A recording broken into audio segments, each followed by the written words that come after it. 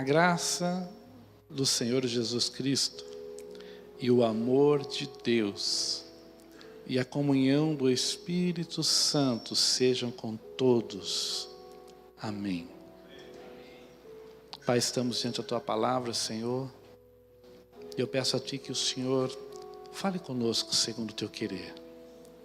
Senhor, que a Tua presença esteja aqui nesse momento, Senhor. Que possamos desfrutar daquilo que o Senhor tem para conosco. Pai, eu peço que o Teu Espírito Santo tenha total liberdade no meio de nós. Que possamos receber mais de Ti. Eu te peço em nome de Jesus. Amém. Se assente dando glória a Deus. Aleluias. Hoje nós vamos falar um pouco sobre a bênção apostólica, mas na verdade sobre o principal ponto dela, que é a manifestação dela sobre as nossas vidas. Quando nós vemos essa bênção, que muitas das vezes a gente recebe no final do culto através do pastor, e ela ficou conhecida no meio da igreja como a bênção apostólica, porque foi a bênção do apóstolo Paulo à igreja de Coríntios quando ele encerrou a sua segunda carta, a segunda carta aos Coríntios. Quando eu olho para esse texto, ele é um resumo de toda a obra redentora. Você pode dizer, pastor, mas como se resume em um versículo toda a obra redentora? Se você prestar atenção no que está escrito, no meio do versículo diz assim: o grande amor de Deus. Que amor é esse? A Bíblia fala que esse amor é o amor que foi suficiente para amar a minha vida e a sua vida, mesmo estando debaixo de delitos e pecados, e enviar Jesus para morrer na cruz do Calvário e substituir a nossa vida para que possamos ter vida eterna. Esse amor de Deus é o amor que veio sobre nós para trazer salvação. Esse é o amor daquele que criou o primeiro ser humano com as suas mãos e o amou de tal forma que deu a oportunidade do ser humano viver até hoje buscando a redenção. Mas foi tão grande esse amor que dispôs do seu Filho para substituir a nossa vida na cruz, porque condenados estávamos, e o apóstolo Paulo é claro, enfático em dizer que fomos condenados desde Adão. E por um homem entrou o pecado, e por um outro precisava haver redenção, e ele enviou o seu Filho unigênito, para que esse amor completasse de tal forma, que é descrito como Deus amou o mundo de tal maneira, que enviou o seu Filho unigênito, para que todo aquele que nele crê não pereça, mas tenha a vida eterna. Diga para o seu irmão assim: você tem a vida eterna por causa desse amor. Para resumir, é o amor da vida eterna. Mas ele começa o versículo dizendo assim que a graça do nosso Senhor e Salvador Jesus Cristo, isso é tremendo, porque ele enviou Jesus pelo poder do seu amor, mas foi Jesus que teve que andar no meio dos homens como homem, cheio da plenitude do Espírito, mas como homem na terra. Teve que suportar tudo que um homem natural suporta. Teve que viver uma vida natural como carpinteiro, filho de José. Mas aos 30 anos ele assumiu o ministério. E quando ele assume o ministério, ele separa 12 para dar continuidade a um trabalho que ele faria em 3 anos. Por pouco tempo ele curou os enfermos. Por pouco tempo ele deu vista aos cegos. Por pouco tempo ele deu audição aos que não tinham audição e eram surdos. Por esse pouco tempo ele curou leprosos, libertou pessoas que estavam cativas em demônios, trouxe a palavra do reino de Deus. E quando ele terminou esse plano de ministração na terra, ele subiu para a cruz do Calvário. E na cruz do Calvário a morte não conseguiu tocá-lo, porque ele estava na plenitude do Espírito. Ele era o Filho de Deus.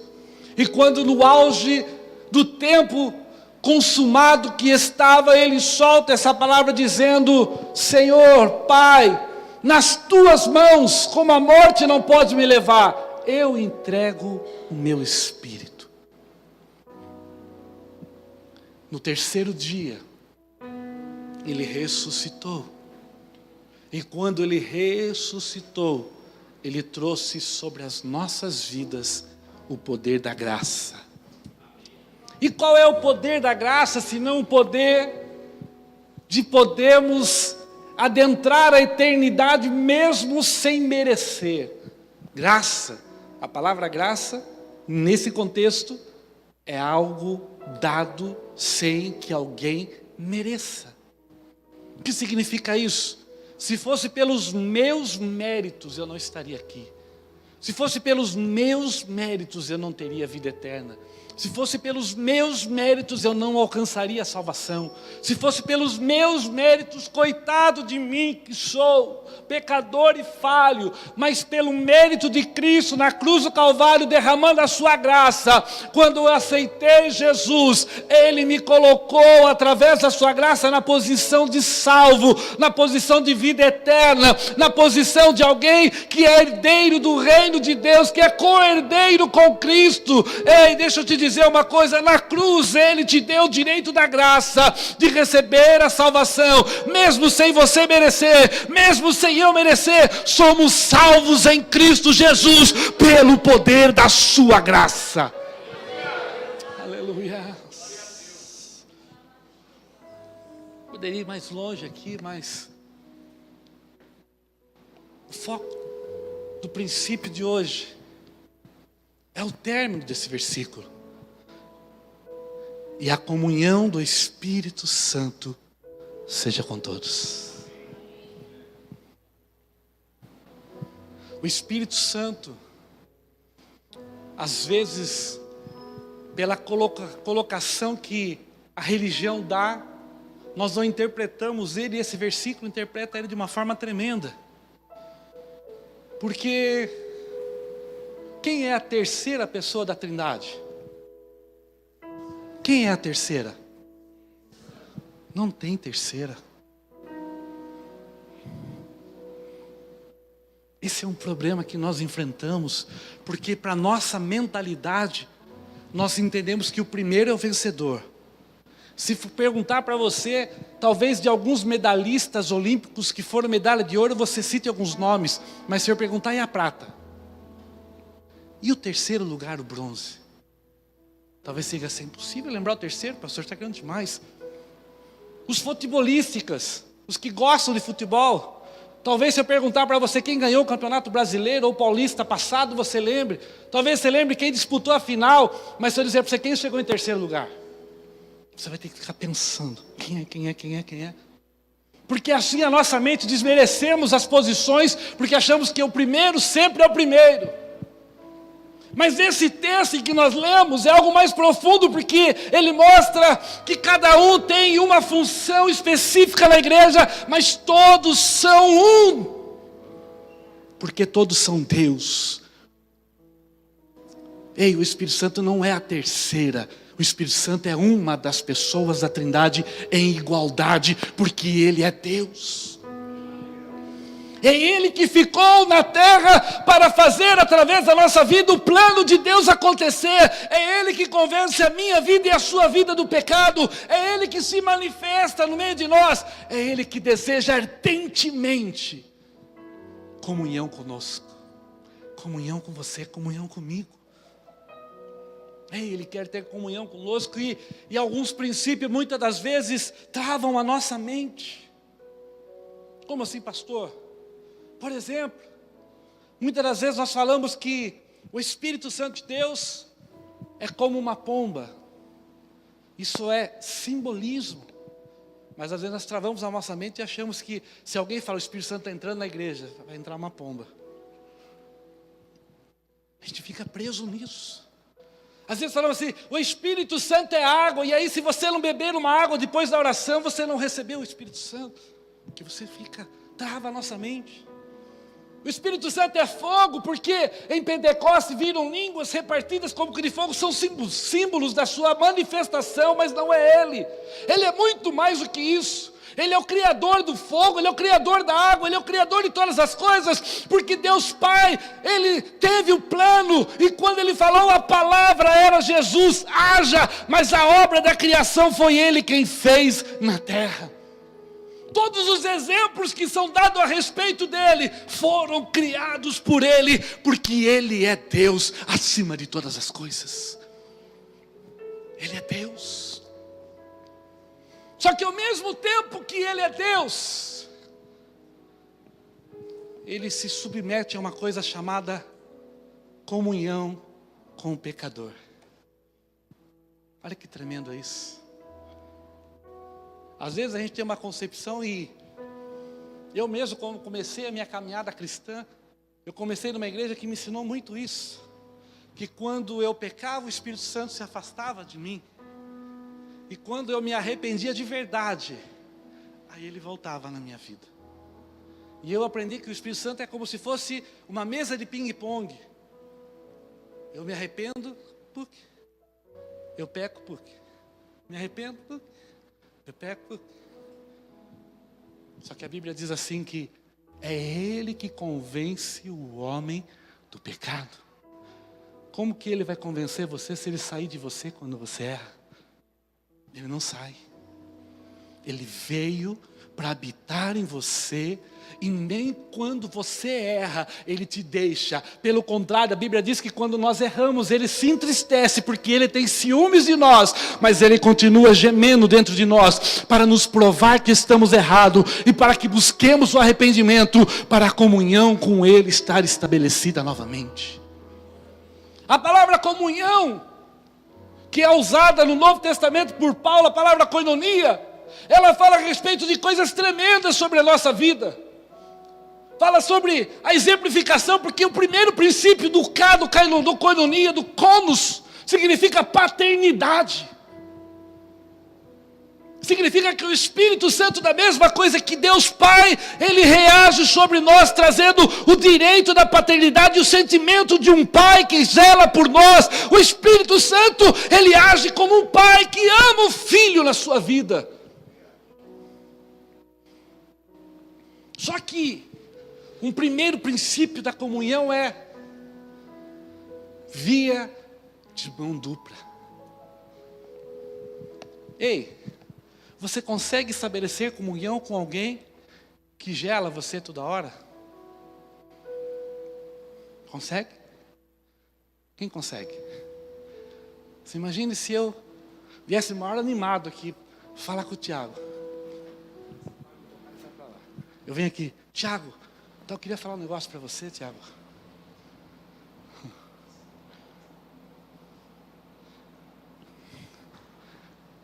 Como que estabeleceria a comunhão com Ele? O que você quer dizer com isso, pastor? Constantemente Ele quer estabelecer comunhão com você, mas você nem percebe que Ele está aí com você. Você não percebe que quando você levanta de manhã, Ele está aí. Você não percebe que você consegue dormir o sono do justo, porque Ele está com você te guardando, te trazendo o sono de descanso. E muitas vezes nós passamos o nosso dia tão desapercebido que não entendemos que Ele quer comunhão. Ele quer, enquanto você está dirigindo, que você fale com Ele. E conforme você começar a aprofundar nessa comunhão, você começar a falar com Ele, a dar passos na direção dEle, Ele vai ter comunhão, e você vai sentir a comunhão dEle, porque Ele vai começar a falar com você. Porque o maior desejo, o anseio do Espírito Santo de Deus é que possamos ouvi-lo.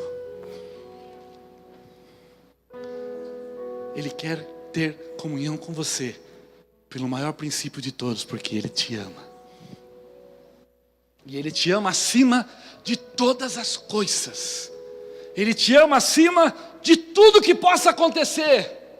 Porque Paulo, explicando a respeito dessa comunhão, diz assim: quem poderá nos separar do amor de Deus? Profundidade, altura? O que pode separar? Ei, Nada separa você do Espírito Santo de Deus. E hoje Ele está aqui, querendo fazer com que você entenda que Ele anseia por essa comunhão. Ele deseja essa comunhão. Ele deseja andar junto com você. Ele deseja estar no teu trabalho, nos seus estudos, na escola. Ele deseja estar com você dentro da sua casa. Ele deseja estar com você em todos os momentos da sua vida. Ele deseja. E quando entendemos isso, a gente percebe que ter uma vida de santidade é mais fácil, mais simples. Eu vi um pastor que uma vez falou algo tremendo para alguém, pastor. Ele foi falar assim: Jesus te ama, para um bêbado. Um cara que bebia muito. Ele falou: Jesus, ele está na minha vida. Ele está na sua vida? O Espírito Santo? Ele mora em mim. Mora em você? Você consegue ser grato a Ele? Claro que consigo. Então toda vez que você pegar um copo de bebida, diga assim: graças te dou, Senhor, por essa bebida. Aquilo entrou na cabeça do bêbado. O cara foi no bar, pegou um copo de bebida. E quando ele foi tomar, ele lembrou: como que eu vou agradecer a Deus por isso? Colocou o copo sobre a mesa e saiu do bar e nunca mais bebeu. Porque quando entendemos que Ele está aqui, Ele vai estar com a gente em todos os lugares. Quando você for na padaria, Ele está com você. Quando você for vender o seu carro, Ele está com você. E quando entendemos isso, nós começamos a entender que a nossa vida, ela não é só vigiada, como a Bíblia diz, que os olhos do Senhor estão em todos os lugares. Não, ela é protegida a todos os instantes, porque Ele está junto com você para te proteger, para te guardar, para te salvar, para estender a mão a hora que você precisa. Ele está aí. E eu amei quando o apóstolo Paulo conseguiu interpretar e trazer a entendimento o que é que Ageu falou. Porque Ageu fala de algo tremendo. Ele fala assim: e a glória da segunda casa será maior do que a primeira. Segunda casa é a mesma casa? Sim ou não? É a mesma casa reformada? Sim ou não? É a mesma casa reconstruída? Sim ou não? Segunda casa é uma outra casa. Ageu estava dizendo: e a glória da segunda. Em alguns textos a palavra hebraica dá a tradução da outra casa será maior do que a primeira. Quando os judeus estavam todos tristes que foi derrubado o templo, a primeira casa reconstruída, Paulo recebe uma revelação e ele escreve para Coríntios mesmo. Ele diz assim: não sabeis vós que sois a morada, a segunda casa, a casa da morada do Espírito Santo de Deus? Não sabeis vós que o Espírito Santo, quando ia naquela casa, ele entrava na casa, fazia a sua obra e saía. E mesmo assim, quando ele entrava, os sacerdotes não conseguiam parar de pé, porque tamanha era a presença. Mas ele não ia nos sacerdotes, ele ia no ambiente. Não sabeis vós que agora ele não vai mais no ambiente. Agora Ele vai fazer morada no coração daqueles que têm comunhão com Ele, que aceitaram a Jesus. Ele não vem mais fazer morada dentro do templo da denominação. Ele vem fazer morada dentro da igreja viva, organismo, que é eu e você. Ele mora em nós. O apóstolo Paulo está dizendo algo tremendo. Ele está dizendo assim: ei, a palavra da glória da segunda casa, ela se estabeleceu sobre a mim e sobre a sua vida. Porque naquela época, a primeira glória, a glória era estabelecida em sacrifícios que eram feitos no altar por animais. Mas a glória da segunda casa foi estabelecida no sacrifício do sangue de Cristo na cruz do Calvário, que trouxe sobre a nossa vida a presença de Deus real, verdadeira. Não precisa mais entrar no lugar chamado Santo dos Santos, literalmente, porque Deus rasgou o céu de alto a baixo, dizendo: eu não quero mais véu, eu quero agora habitar em vós através do Espírito Santo. E Ele mora em você, Ele mora em mim, Ele está habitando em nós. O Espírito Santo está em nós. Por isso eu torno a dizer: Ele está aqui. E o desejo dele é se manifestar na sua vida. O desejo dele é perdoar você. O desejo dele é fazer uma obra tremenda na sua vida. E ele está nos chamando, está me chamando para a comunhão. Ele está nos chamando para uma vida intensa com ele. Aleluia. Ele quer ter uma vida de intimidade com você, porque comunhão produz intimidade. E intimidade é aquela que a gente tem quando tem um melhor amigo, ou até mesmo os que são casados, tem com a sua esposa, que você pode fechar o seu quarto e ter uma intimidade que ninguém vê. O Espírito Santo quer isso com você lá no seu quarto. Ele quer, porque Ele quer fazer essa intimidade com você, Ele quer ter essa intimidade, porque Ele quer nessa intimidade mudar e transformar e reconstruir você. Sabe uma referência que eu achei interessante desses textos que falam do Espírito Santo? A referência onde fala que de uma forma tremenda eu fui construído, disse Davi. Entretissimamente o Senhor me gerou. De uma forma assombrosa. E eu comecei a parar para entender o que ele estava querendo dizer. E quando fala a respeito disso, fala a respeito da comunhão do ventre. De uma forma assombrosa ele fez. E o ventre, pode ver que ele não é transparente para você ver o que está acontecendo dentro. O ventre ele é fechado, ninguém vê o que acontece lá dentro.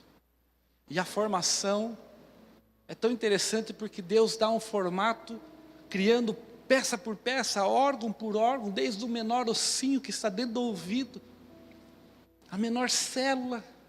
E Deus vai trabalhando isso dentro do ventre de uma forma assombrosa. Davi falou, isso é espetacular, isso é tremendo. E Ele não deixa você ver o que está acontecendo para você não querer palpitar. Imagine você vendo como se fosse uma barriga de vidro. E começa a ver a formação, você fala, mas Deus, não é melhor que fosse assim, o cabelo loirinho? Esse cabelo pichainho aí, Deus. Você ia palpitar e Deus fecha. E você só vai conhecer a criança quando ela nasce. E quando ela nasce, você a ama. Da forma que ela nasceu. Tem alguns que dizem que toda criança nasce com cara de joelho. Não sei, eu não acho isso, mas alguns falam. E você ama aquele joelho como se fosse o melhor joelho do mundo. A gente que é pai chora na frente daquele vidro, colocando a mãozinha olhando ali.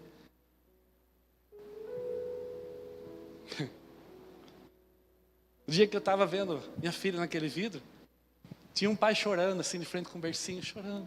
Eu estava muito emocionado, mas não tanto quanto ele, até que a enfermeira saiu lá fora, pôs a mão no ombro dele, e ele, pois não, é aquele ali. Aí ele mudou de lugar e foi chorar pelo outro. Porque o que estava na verdade acontecendo nele era a emoção de ver que aquilo que gerou nasceu.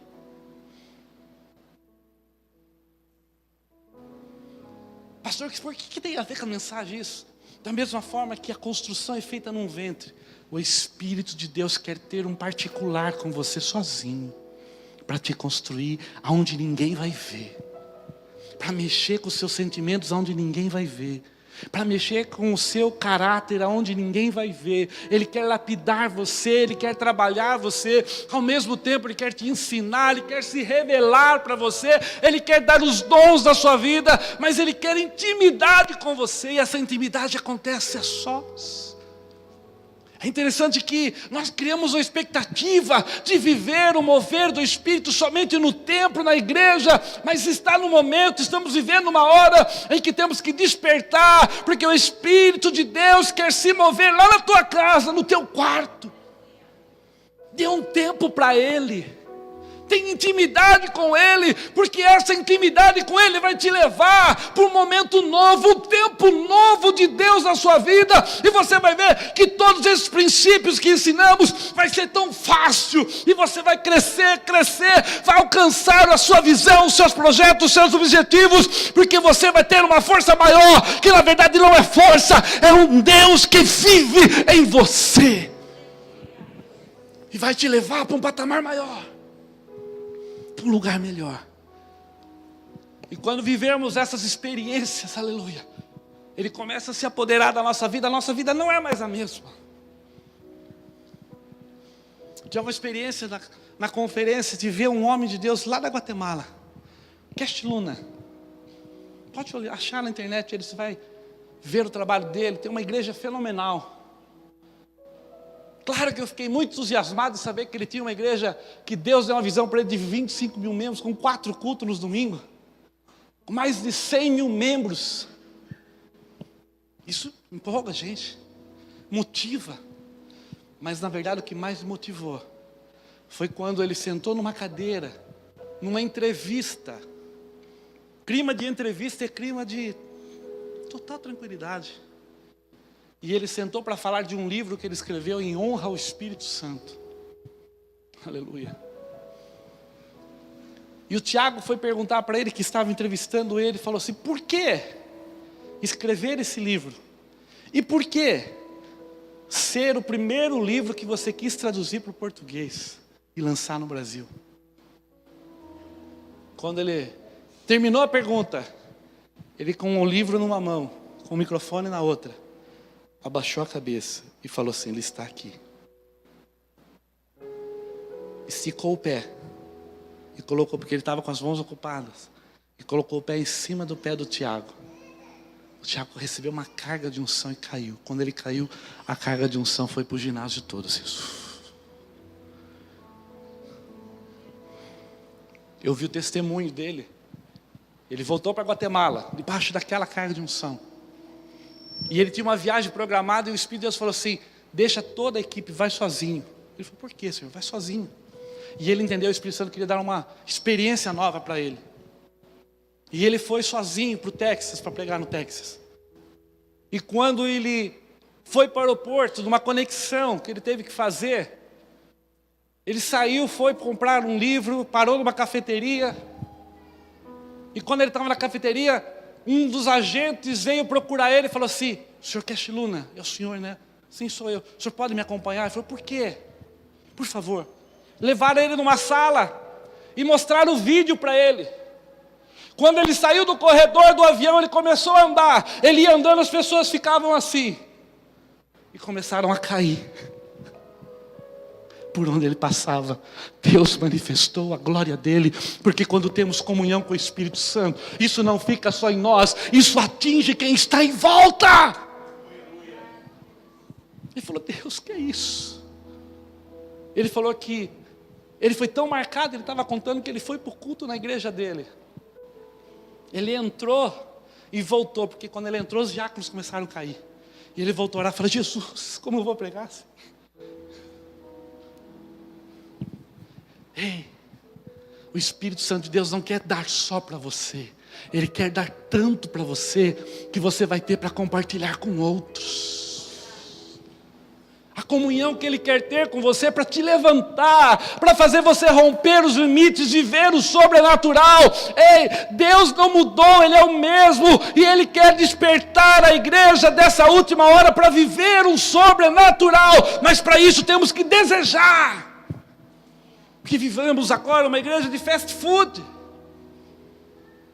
Passar rapidinho lá. Não. Tenha comunhão. E é tão gostoso ter comunhão, porque às vezes a gente vai conversar, passar um tempo com pessoas que a gente tem comunhão e a hora voa. Quando a gente vai ver, passou tanto tempo que a gente está junto. O Espírito Santo quer isso com você. Ele quer que você não perceba o tempo passar quando você estiver com Ele.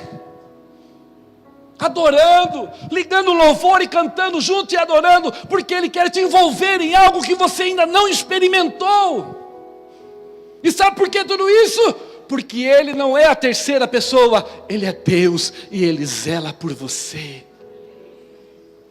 Ele é o Senhor das nossas vidas. Ele é aquele que consola, que quer compartilhar, que quer ser o seu... A palavra koinonia diz compartilhamento, amigável, intercessor. Que seria dele se não intercedesse por nós quando não temos palavras na oração? E o Espírito de Deus leva a nossa oração de forma perfeita diante de Deus. Até uma lágrima Ele transforma em oração. Ei! Ele está te chamando, dizendo assim: vem meu filho, vem minha filha, por perto de mim. Vem viver o novo. Vem viver uma experiência que você ainda não teve. Solta a beirada dessa piscina e nada. Vai para dentro do rio e passa dos 1000, mais 1000, mais 1000. Vai para as profundezas do Espírito. Ele quer te dar experiências novas. Talvez diga assim: pastor, mas eu não tive ainda experiência. Só de você estar aqui é experiência. E Ele quer te levar a algo mais profundo. Quer que você viva o que você ainda não viveu. E quando vivemos essa comunhão, aleluia, você começa a viver o que Paulo disse na primeira carta ainda, no capítulo 12, que diz assim: o mesmo Espírito se manifesta na vida de uns com um dom de línguas. E esse mesmo Espírito se manifesta na vida ou desse mesmo ou de outros, porque o dom do Espírito não é um para cada um. É para quanta fé você tiver e buscar a interpretação dessas línguas.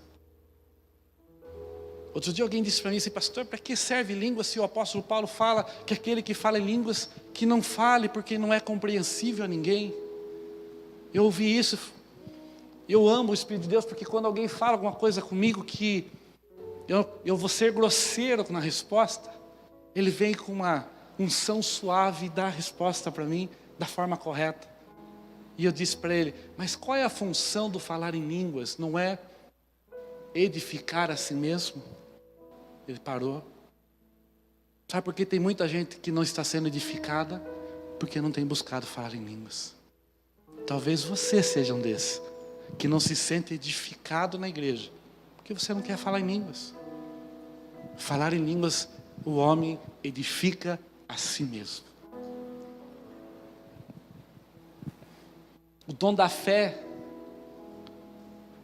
o dom de maravilhas. Sabe o que é o dom de maravilhas? É romper naquilo que é impossível.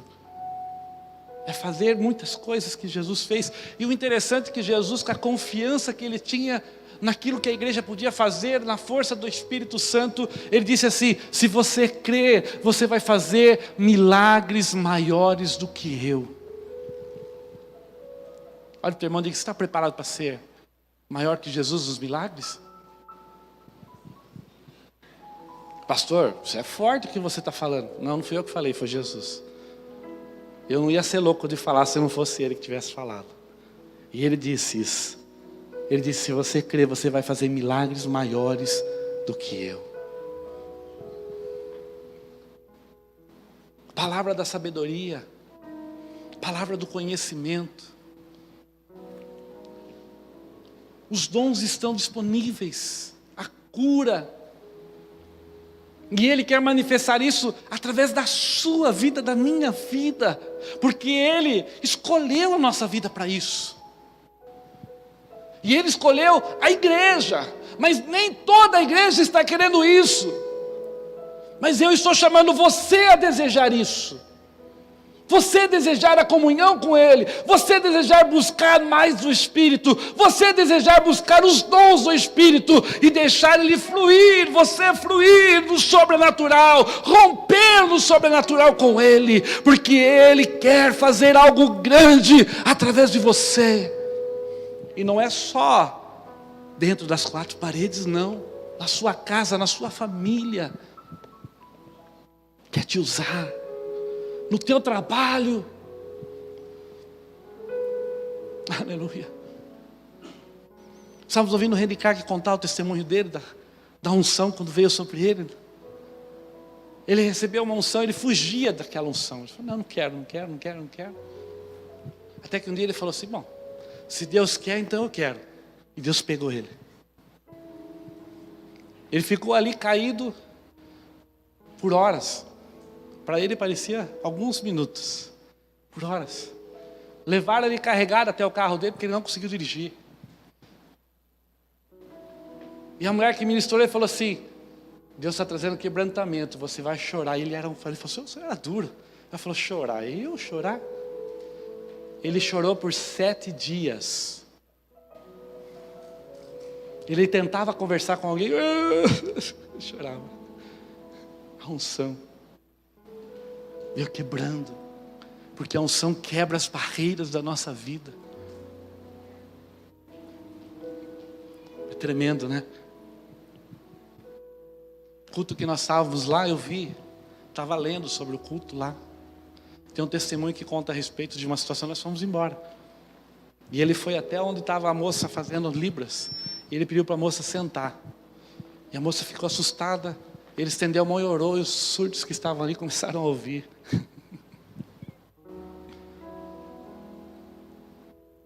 Ei, ele quer dar isso para você.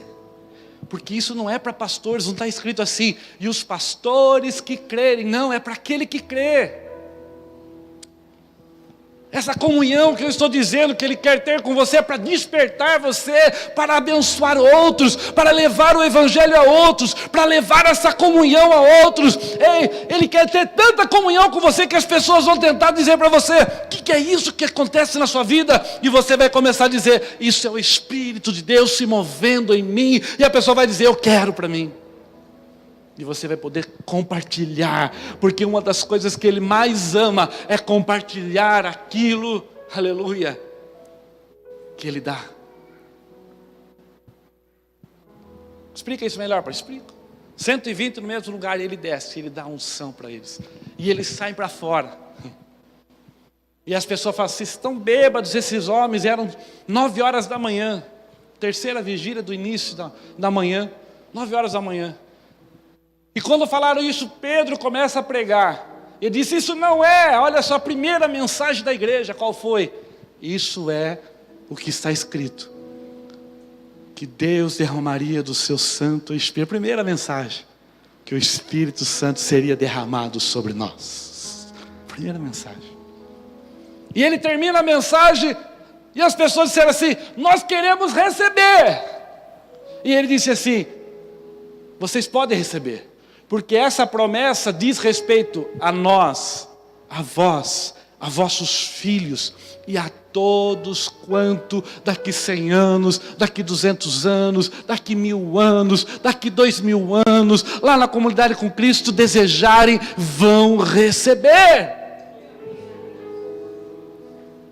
A promessa é para todos, não tem ninguém excluído dela. A única coisa que me exclui da promessa é eu não desejá-la. Mas se eu desejar a promessa, eu estou dentro, eu posso receber essa unção. E sabe o que aconteceu? 3.000 pessoas receberam o Espírito Santo. Repare no texto que a gente costuma dizer 3.000 pessoas aceitaram Jesus, não está escrito isso. Está dizendo 3.000 pessoas receberam o dom do Espírito Santo. E foram batizados. Isso é forte, irmão. Ele quer passar isso na sua vida.